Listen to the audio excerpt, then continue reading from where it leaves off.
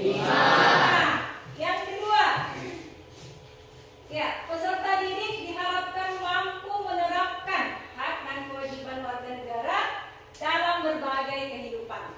Ya, itu. Kemudian yang ketiga adalah kalian diharapkan mampu menghargai dan menghormati hak serta kewajiban orang lain. Ya. Nah, strategi pembelajaran. Apa yang akan kita lakukan pada pembelajaran kali ini? Nah, pembelajaran kita adalah pembelajaran inquiry namanya ya, atau discovery learning. Kemudian yang kedua, penilaian. Nah, penilaian apa yang akan kita lakukan? Nah, penilaian yang kita lakukan adalah penilaian pengetahuan, penilaian keterampilan juga, penilaian sikap. Nah, yang terakhir yang akan kita nilai di sini adalah penilaian hasil kerja yang akan kita lakukan pada akhir pembelajaran. Nah, selanjutnya adalah kita membuat kesepakatan kelas. Ya, ini adalah kesepakatan kelas kita. Kalau ini kira-kira gambar apa? Handphone. Nah, apa yang harus dilakukan untuk handphone? Iya, HP-nya di silent. Pembelajaran masuk ke materi, kita speaking dulu ya. Speakingnya Bu Guru. Kalau Bu Guru bilang pagi, tepuk Satu kali. Kalau Ibu Guru bilang siang, berarti tepuknya Dua kali. Kalau Ibu Guru bilang malam, tepuknya Setengah. kali. Kita tes dulu. Pagi, pagi, siang, siang, pagi, siang, pagi, pagi, pagi, siang, pagi. Oke, konsentrasi semua ya. Terima kasih. Tepuk tangan dong untuk kita yang lalu. Masih. Pembelajaran tentang apa? Saya Ya, coba lihat. Pancasila sebagai pemersatu bangsa. Pancasila sebagai pemersatu Bangsa. bangsa. Oke. Siapa lagi yang masih ingat? Oke, silakan Nisa.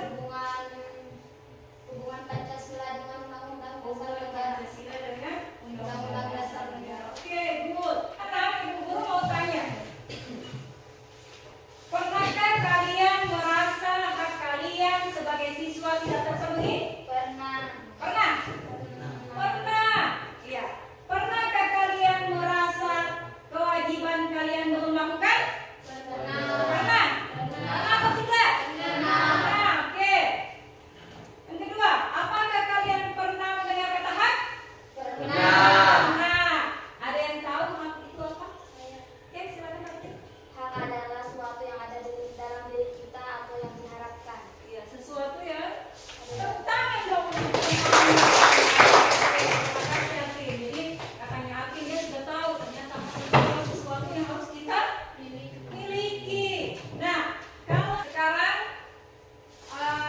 Ibu Guru ada asesmen awal. Nah, asesmen awal ini adalah permainan, ya. Kita akan melakukan permainan dengan cara TWST.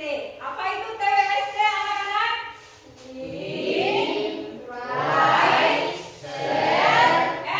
Ibu Guru ada kertas ya. Silakan kalian tulis di kertas ini. Ini dijawab nih ya. Ya, jadi silakan amati gambar ini. Ini gambar 1, gambar 2. Kemudian setelah itu kita menjawab pertanyaan ini. Manakah yang menunjukkan penerapan hak peserta didik? Kemudian yang kedua, gambar mana yang menunjukkan kewajibannya dan apa alasan kamu sehingga memilih gambar itu. Jadi tulis di sini ya. Oke, silakan. Jangan lupa ditulis namanya ya.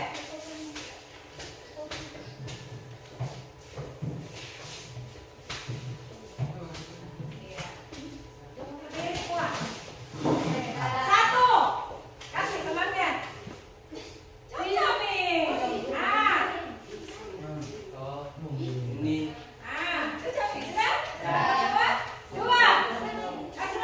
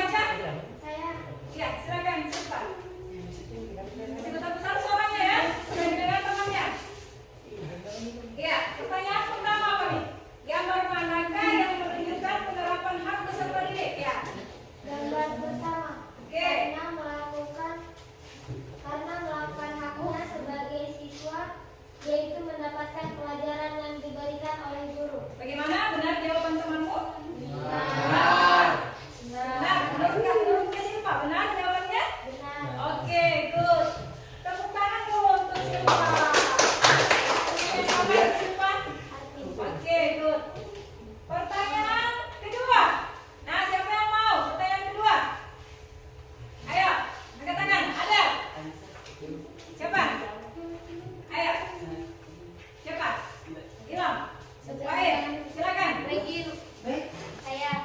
Oke, Atin. Ya, silakan Atin. Ya, silakan baca. Gambar kedua adalah kewajiban. Suaranya. Gambar kedua adalah kewajiban bergotong royong. Ya, nomor kedua adalah kewajiban bergotong royong. Bagaimana menurut kamu? Apakah benar jawaban teman kamu? Kurang tepat. Ya, tepatnya seperti apa? Menurut kamu tepatnya seperti apa? Kalau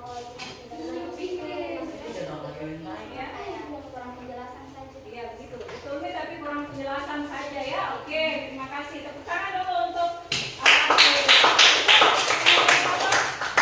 kembali. Ya. Jadi ibu sudah bisa mengambil kesimpulan bahwa ternyata kalian sudah paham apa itu hak dan apa itu kewajiban. Silakan amati gambar berikut. Ya, silakan amati gambar berikut. Sudah lihat? Ya, kira-kira gambar ini gambar apa? Upacara. Nah, dari gambar ini, tahukah kalian apa itu hak dan kewajiban? Saya. Artin, silakan. Hak dan kewajiban adalah dua hal yang saling berkaitan dan untuk dipahami oleh setiap masyarakat, individu dan sosial. Hak adalah sesuatu yang ada dalam diri kita dan diharapkan, sedangkan kewajiban adalah tindakan yang harus dilaksanakan dan dikerjakan. Iya, oke. Tepuk tangan dulu. Artin tentang hak dan kewajiban itu sangat luar biasa ya. Dia sudah tahu ternyata hak itu adalah sesuatu yang harus kita perjuangkan, ya. Kemudian kewajiban itu adalah sesuatu yang harus kita laksanakan dan keduanya harus dilaksanakan secara seimbang. Ada lagi yang tahu bagian sebelah sini apa itu hak dan kewajiban? Iya, Yana, silakan. Apa itu hak? Menurut Yana saja ya. Iya. Hak adalah sesuatu yang dimiliki pada seseorang Ya. dan tidak dapat menggugat. Ya. Sedangkan kewajiban adalah sesuatu yang wajib kita lakukan dan harus kita laksanakan. Iya, betul sekali. Tepuk tangan untuk Yana. Selanjutnya adalah untuk menambah pemahaman kita tentang apa sih itu hak dan kewajiban. Nah, Ibu Guru sudah menyiapkan 3 buah gambar. Nah, kegiatan yang akan kita lakukan kali ini adalah kalian menuliskan pemahaman kalian terkait gambar-gambar ini ya. Ada gambar 1, 2, 3, 4, 5, dan 6. Jadi saya kasihkan kertas, kalian nanti maju untuk tempel ya. Ya. Oke, saya bagikan kertas. Ya, silakan nanti maju untuk tempel. Ya. Silakan ditulis.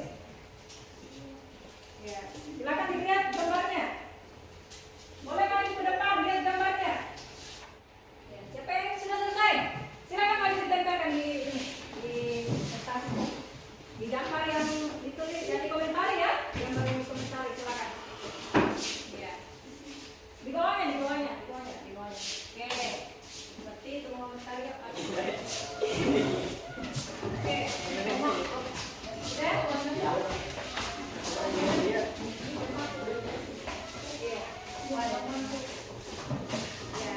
Sudah semua? Oke, kita lihat dulu. Nah, ternyata yang terbanyak mengomentari ini adalah gambar nomor 2. Kita lihat ada apa saja di gambar nomor 2. Nah, dulu pilih satu ya. Nah, ini. Gambar ini adalah apa nih? Hak sebagai masyarakat adalah mengambil pembagian sembako. Kewajiban sebagai masyarakat adalah gotong royong. Ya, bagaimana? Ya, ini menurut pemahamannya kalian ya? Jadi haknya juga warga negara untuk mendapatkan bantuan meskipun bantuannya sembako ya, itu haknya. Ya, haknya. Kita lihat lagi. Satu lagi ya. Ya, kita pilih yang bagus tulis yang ini, yang bagus ya. Ya,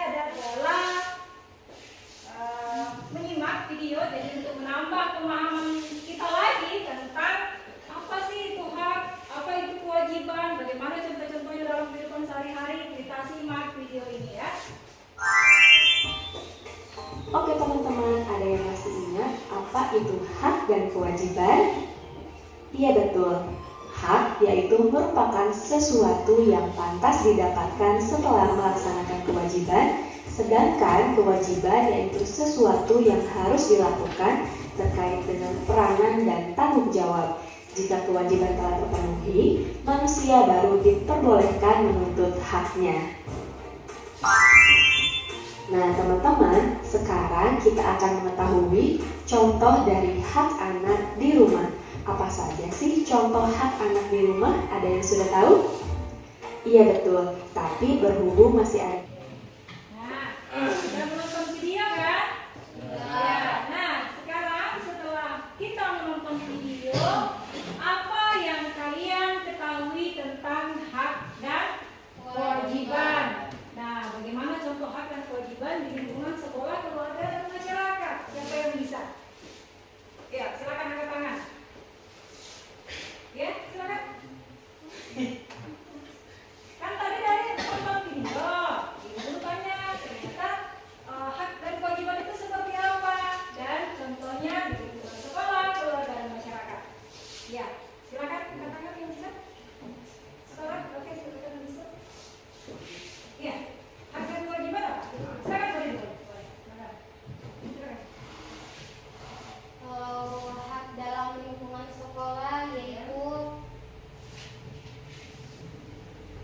mendapatkan nilai, mendapatkan fasilitas sekolah, dan mendapatkan bimbingan guru. Dan kewajiban di lingkungan sekolah adalah belajar, pakaian rapi, dan tertib. Bagaimana? Benar? Benar. Ya, tepuk tangan dulu untuk Anissa. Terima kasih Anissa. Tetap semangat. Kau suka hati semuanya. Hore! Kalau kau suka hati semuanya. Hore! Kalau kau suka hati, mari kita lakukan. Kalau kau suka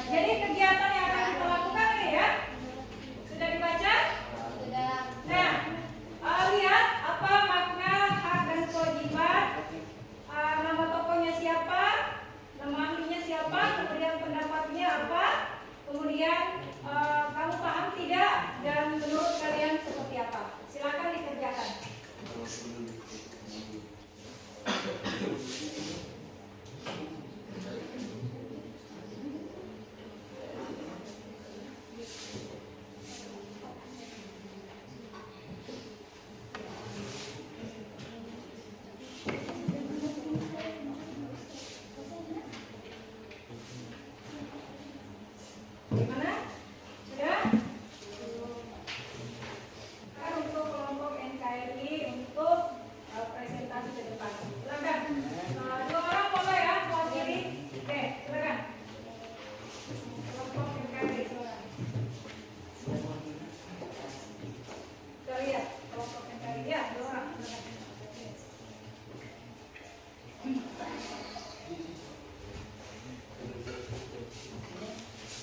Assalamualaikum warahmatullahi wabarakatuh. Jadi di sini kami akan mempresentasikan hasil diskusi kelompok kami, yaitu dari kelompok NKRI. Di sini yaitu adalah pengertian hak dan kewajiban. Di mana di sini kita disuruh untuk mengambil dua nama tokoh ahli dan juga pendapat ahli.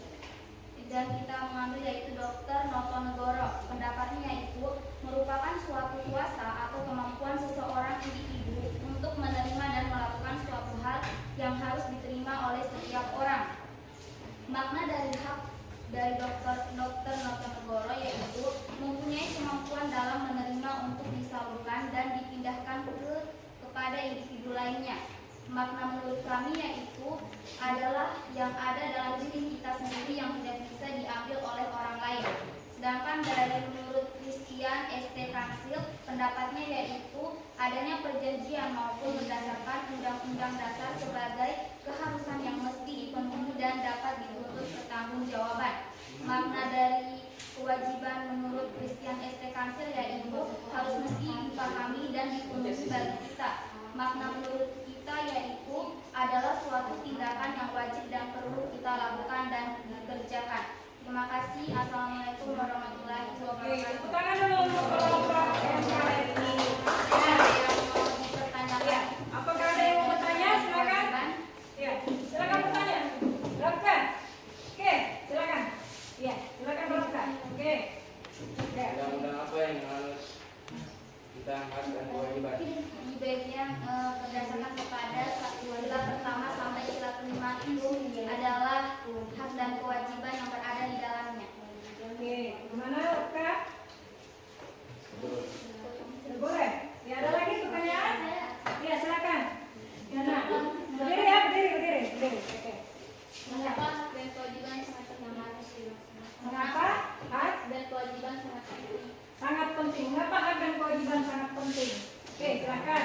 Karena dan kewajiban adalah dua hal yang sangat berkaitan, yaitu penting bagi kehidupan kita sebagai individu, keluarga, sosial, masyarakat. Dan juga hak itu adalah di dalam diri kita maupun dalam orang lain, cuma dia tidak bisa diambil atau diganggu gugat. Sedangkan kewajiban yang harus dilaksanakan setiap orang. Oke, bagaimana? Jadi menurut Alkin, hak itu adalah sesuatu yang tidak boleh diganggu gugat. Dia sesuatu yang penting dalam kehidupan. Dia tidak boleh diganggu gugat oleh orang lain. Oke, bagaimana? Sudah bisa menerima? Oke, ya baik. Ada pertanyaan terakhir? Ada lagi? Cukup? Oke, silakan Martin. Tepuk tangan untuk kelompok NKRI. Nah, selanjutnya siapa lagi? Kelompoknya siap? Garuda. Oke, silakan Garuda. Tempatnya. Oke. Terima kasih ya. Ya. Tepuk semangat.